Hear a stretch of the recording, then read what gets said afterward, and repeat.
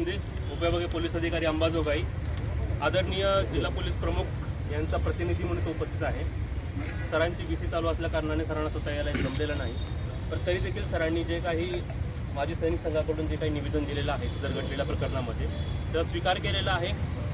त्याच्या आपल्या ज्या काही मागण्या होत्या की बाबा सदर प्रकरणामध्ये लवकरात लवकर चौकशी करून तपास पूर्ण करून चार्जशीट त्याच्यामध्ये सबमिट करण्यात यावं, तर बीड पोलीस दलाकडून मी आपल्याला अशी ग्वाही देतो की बीड पोलीस दलाकडून ह्या संपूर्ण प्रकरणामध्ये जे काही दोषी असतील संपूर्ण प्रकरणामध्ये त्या संपूर्ण प्रकरणाची लवकरात लवकर चौकशी करून तपास करून याच्यामध्ये चार्जशीट कोर्टामध्ये दाखल करण्यात येईल।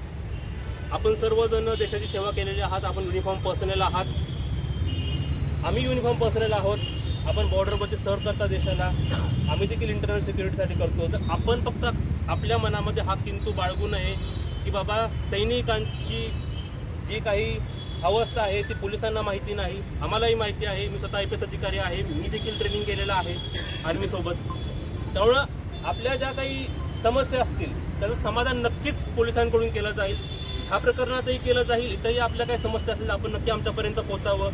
झालेल्या प्रकरणामध्ये मी आपल्याला ग्वाही देतो की बीड पोलीस दलाकडून या संपूर्ण गोष्टीचा निष्पक्षपणे तपास करण्यात येईल आणि आयोगाकडून तपासी अधिकाऱ्याकडून लवकरात लवकर या गोष्टीचं चार्जशीट कोर्टामध्ये जमा करण्यात येईल।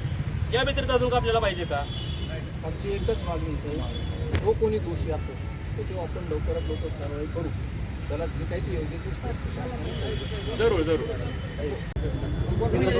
बोलणार आहे।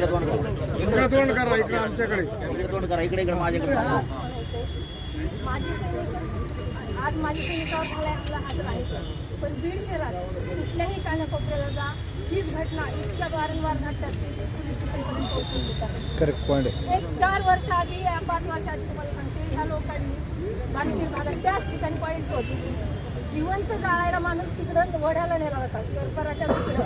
हे काहीतरी 10-4 लोकांनी आपल्यासोबत, कारण ह्या लोकांच्या तोंडाला रक्त लागले नाही। ह्या लोकांना एकच आहे, ते विचार करत नाही, फक्त माणूस दिसला की त्यांचे 100-200 लोक गोळा होणं, त्या माणसाला जिवंत जाळणं, मारणं, त्याला नेऊन टाकून ते नको। तर माझी एकच विनंती, अतिक्रमण एकही राहिलं नाही पाहिजे बीड शहरात, कुठेही अतिक्रमण नको, कुणालाच पोट भरायचं नाही। ते आम्हाला टॅक्स द्या, अतिक्रमण हटवायचा तुम्ही, आम्हाला टॅक्स द्या। अतिक्रमणाचा मुद्दा होता पहिला घेतला बीड शहरातलं सगळं अतिक्रमण काढण्यात यावा आणि जागजागेवरचे 10 जागेवर असे पॉईंट येतं की 100-200 जणांनी रिकाम्या लोकांनी उभं राहायचं आणि एकाच जणाला घेऊन मारायचं, त्याच्यासाठी त्याची काहीतरी तरतूद करा, कारण हे जमाव व्हायला नाही पाहिजे। जमाव जर झाला तर 11च्या नंतर